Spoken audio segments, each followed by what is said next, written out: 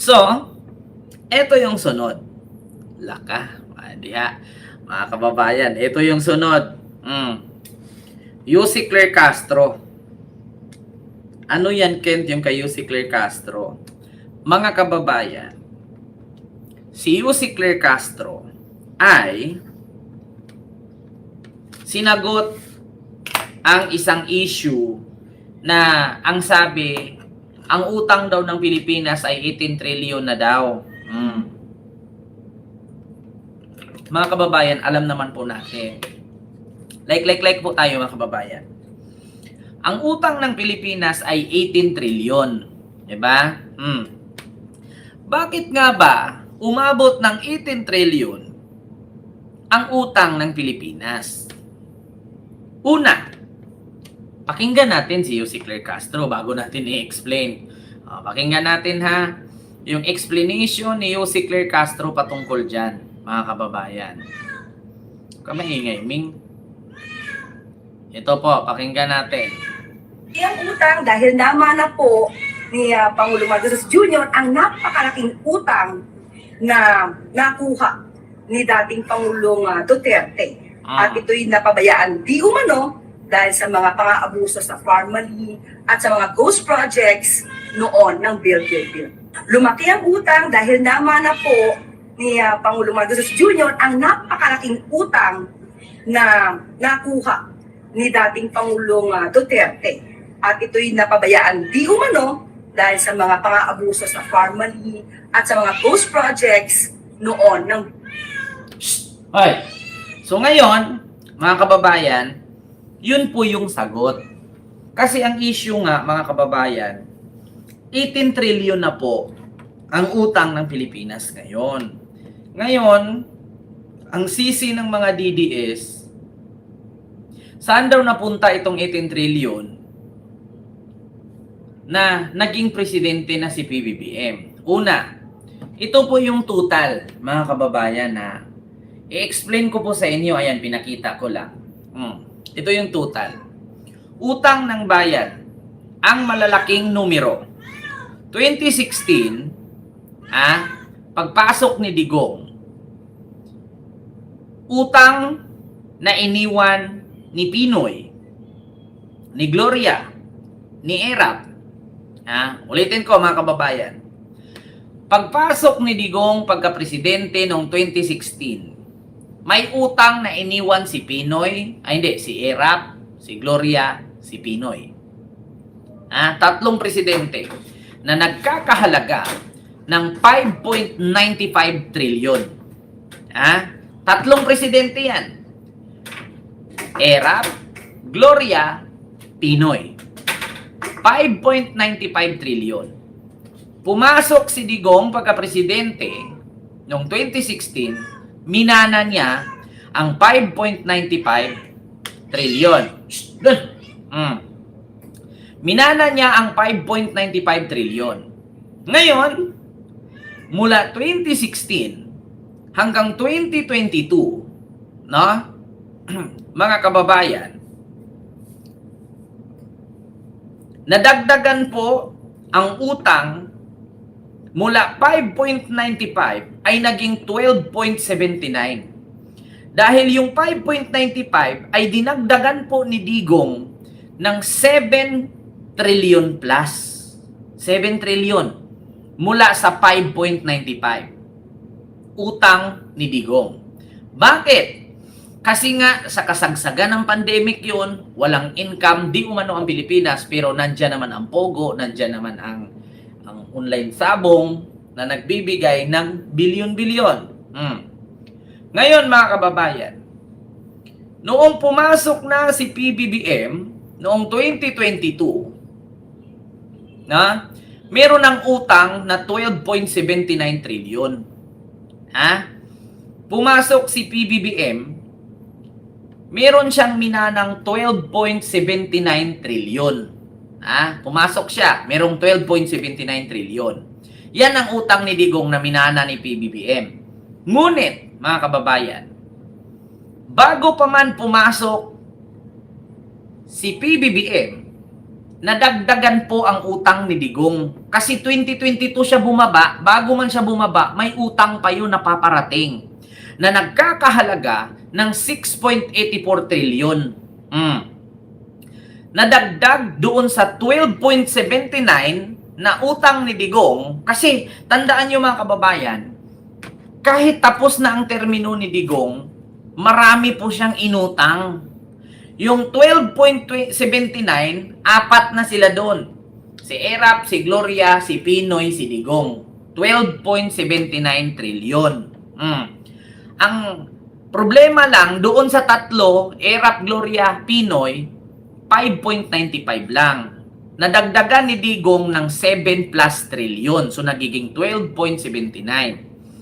Ngayon mga kababayan, bago man bumaba si Digong noong 2022, may inutang pa siyang iba na nagkakahalaga ng 6.84 trillion. Kaya yung 12.79 plus 6.84 naging 18.49. Ganun po yun. Bakit? Nadagdagan at natubuan na yung utang. Anong ibabayad ni BBM kung ang utang na minana niya ay 12 trillion, kung hindi mo mabayaran sa isang taon yun, manganganak at manganganak yun.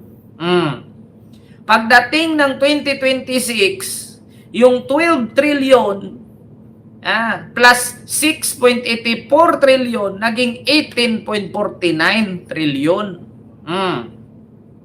Ngayon mga kababayan, sa 18.49 trillion, nabayaran ni PBBM paunti-unti. Nabayaran ang tubo. Sa 18.49 trillion, tubo lang ang binayaran dyan. Tubo.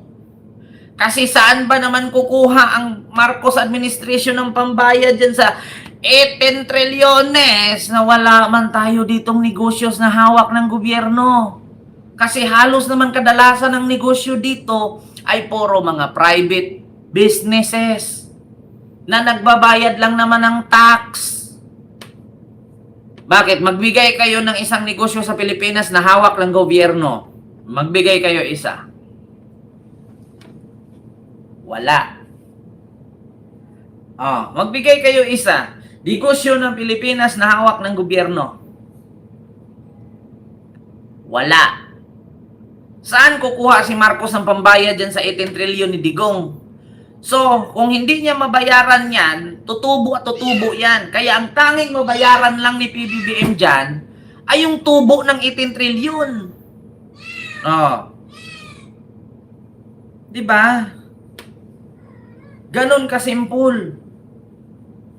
Yung tubo ng 18 trillion, halimbawa, sa loob ng 22, 23, 24, 25, tumubo ng 2 trillion yan. Yun lang ang mababayaran. Yung 18 trillion, mananatili lang yan dyan. Saan kukuha si Marcos ng pambayad dyan sa 18 trillion? Diba? Tapos isisi ninyo kay BBM ngayon. Buti nga si PBBM, binayaran pa yung tubo niyan. Utang yan Saan kayo nakakita ng utang na walang tubo? Sinong magpapautang sa'yo kung hindi tutubo? Diba? Ano yun? Kaibigan mo lang yung inutangan? Ito po yan, mga kababayan, explain ko. Utang ng bayan, minana pero pinalaki pa rin, sabi. Sa usapin ng utang ng Pilipinas, hindi sapat... Hindi sapat ang simpleng minana lang o sila lang ang may kasalanan. Mas malinaw ang kwento kapag numero ang pinagsalita. Noong pagpasok ni Digong, 2016, ang utang ng national government ay 5.95 trillion.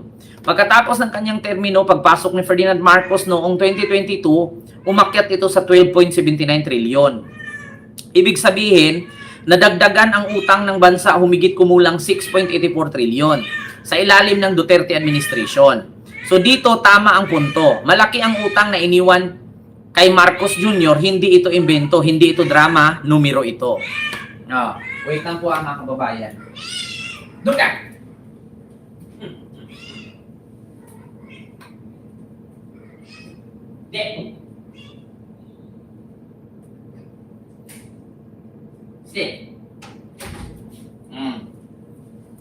So, hindi ito imbento, hindi ito kwento, numero yan.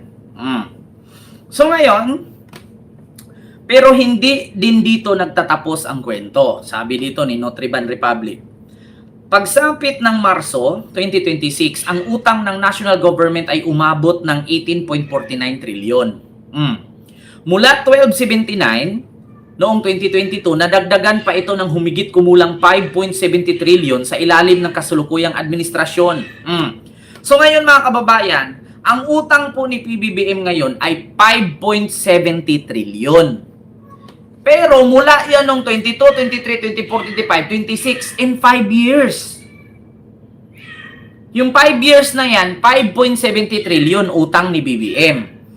So, bakit isisi ninyo kay BBM ang napakalaking utang ng Pilipinas na samantalang iniwan naman ni Digong yan, ni Gloria, ni Pinoy at ni ERAP?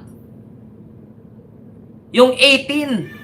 So, kung may karapatan si Digong umutang, may karapatan din umutang si BBM. Ano yun? Kayo lang presidente, kayo lang marunong umutang? Ano yun, si BBM mag-abuno? Diba? Kung may karapatan si ERAP, si Gloria, si Pinoy at si Digong umutang, malamang may karapatan si BBM umutang. Ang kakapal naman ng mukha ninyo, nagpresidente nga kayo sa Pilipinas, iniwan nyo ng utang kay BBM, ganyan kalaki, tapos si BBM na mangutang, hindi na pwede. Ngayon, yun bang iniwan ni Digong na utang, may napakinabangan ba ang taong bayan? Tanong lang. Kasi sa ngayon, sa inutang ni PBBM, ang dami pong napakinabangan dyan. Una, nakita nyo naman yung pinamigay sa mga ayuda. Noong crisis na nagmahal ang gasolina, ilang bilyon yun. Ilang bilyon yun? 1 trillion mahigit yun. Pangalawa, naalala nyo ba yung binayaran ni PBBM yung utang ng mga magsasaka sa DAR? 1 billion din. Pangatlo, nakita nyo naman yung mga infrastructure, yung mga palpak na proyekto na mga ninakaw ni Diskaya, ng mga kontraktor sa Pilipinas, inabunuhan lahat ni Marcos yun galing sa utang. So kung si Marcos mangutang ng 5.70 trillion, bawal. Si Digo nga umutang 12.79 hanggang sa umabot ng 18.49, hindi na pwede. Aba, unfair. Unfair. Ganun po ang katotohanan. Kaya yun ang sinagot ni Yussi Claire Castro, mga kababayan. Kaya po umabot ng 18.49 ang utang kasi 12.79 ang iniwan ni Digong. So malamang sa malamang si PBBM may karapatan din naman si Marcos umutang. Oy, saan ba niyo pakuhain ng pera si Marcos sa mga tinulong doon sa baha, sa lindol sa Cebu? Saan ba kukuha si Marcos ng panggastos noon? Wala namang negosyo ang gobyerno na pagkakitaan. Kasi dati merong negosyo pinagbibinta naman ni Ramos. Di ba? Saan kukuha si PBBM ng pambayad niya sa mga inutang ni Digong? Malamang mangutang din si PBBM. Kasi wala namang negosyo ang Pilipinas na pagkukuhaan ng kita maliban sa tax na sisingilin sa taong bayan. Di ba? Ganun ang katotohanan. Buti nga si PBBM in 5 years ang utang niya 5 trillion lang. Kay Digong putang ina in 6 years magkano? 12. 12.79. Kasi magkano lang naman yung kay Gloria, kay ERAP at kay Pinoy dyan. Hindi naman umabot ng 5 trillion yung tatlo. Diba? Ma'am GHM Hashimoto. Maraming salamat po ma'am sa yung super sticker. Diba? Yan ang problema mga kababayan. At saka kung malaki man ang utang ng Pilipinas, nagreklamo kayo. Yun yung utang ni Digong na iniwan niya, hindi kayo nagreklamo, mga putang ina yung mga DDS kayo eh. Ito, Digong, utang, iniwan. Putang ina to mga DDS. Nagreklamo sila na umabot daw ng 18 trillion ang utang ng Pilipinas Samantalang utang ni Digong, apakalaki. Hindi kayo nagreklamo. Diyos ko. Lumaki ang utang dahil naman na po ni Pangulong Marcos Jr. ang napakalaking utang na nakuha ni dating Pangulong Noong 2020, Higit 12 trilyong pisong utang ang mamanahin ni President Bongbong Marcos mula sa Duterte administration. Sa pinakauling tala ng Bureau of the Treasury, umabot sa 12.79 trillion pesos ang national government debt sa katapusan ng Hunyo. Mahigit 68% o 8.77 trillion pesos mula riyan ay locally sourced. Ang natitirang 4.2 trillion pesos naman ay external debt ng Pilipinas. Mahigit 2.4% ang itinaas ng utang ng Pilipinas nitong Hunyo mula sa 12.5 trillion pesos na naitala noong Mayo. Kung ikukumpara naman sa nakaraang taon, lumobo ang utang ng Pilipinas na mahigit 14%. Mula po yan sa 11.6 trillion pesos noong June 2021. Lumalabas po na mahigit 1 trillion pesos na ang nadagdag sa loob ng isang taon. awa naman kayo sa anak ninyo, future generation.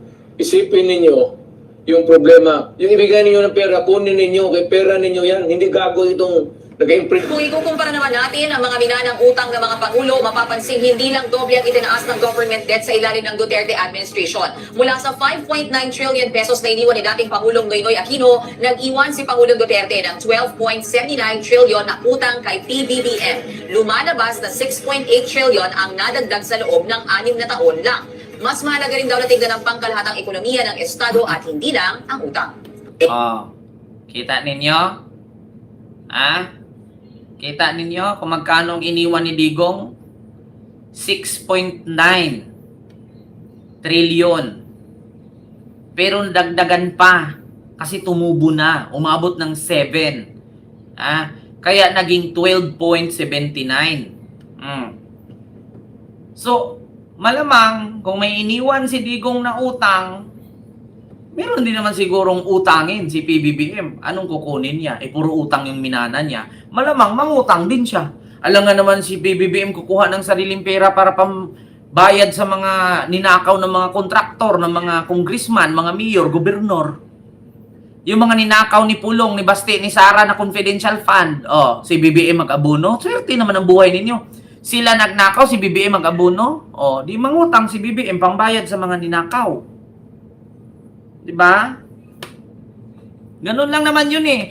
Alam nga, halimbawa, ako ngayon, iniwan ni Digong 12 trillion, ako naging presidente. Tapos sa 12 trillion na yan, ninakaw yan ng kung sino-sinong politiko. Tapos nung ako naging presidente, abunuhan ko yung 12 trillion galing sa, anong yung abuno ko dyan? Ang swerte naman, ako mag-abuno, tapos yung mga politiko ang nakinabang kasi ninakaw nila, putang ina nila. Kaya dyan si PBBM sobrang galit, kalaki-laki ng utang na babayaran niya, pero hinati-hati ng mga congressman. Kita nyo, tignan nyo si Saldi ko ngayon, malapalasyo ang tinirhan, may mga helicopter, may mga yate, may mga private jet. Kita nyo yung mga putang ina ninyo, tapos sisihin nyo si PBBM kung bakit ang laki ng utang ng Pilipinas. Aba, baka natulog sila. Diba? Ay, Diyos ko. So yun lang mga kababayan, yung ating pag-uusapan sa mga oras na ito. So hindi ko na po masyadong habaan, mga kababayan. Maraming salamat po sa inyong lahat.